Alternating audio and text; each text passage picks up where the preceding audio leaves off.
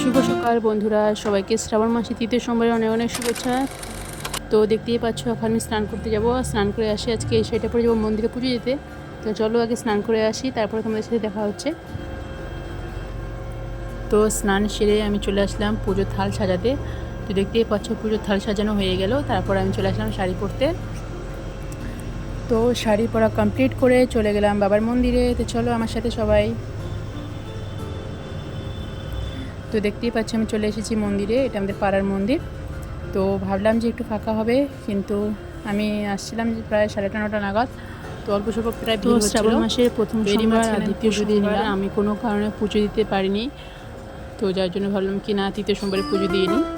আর এর পরের সোমবারেও পুজো দেওয়ার ইচ্ছা আছে, যদি হয় তো দিয়ে দিব। তো চলো, এখানে দেখতে পাচ্ছ আমি আস্তে আস্তে করে পুজো দিয়ে নিচ্ছি। আর এখানে ক্যামেরা করে দিচ্ছিল আমার বর।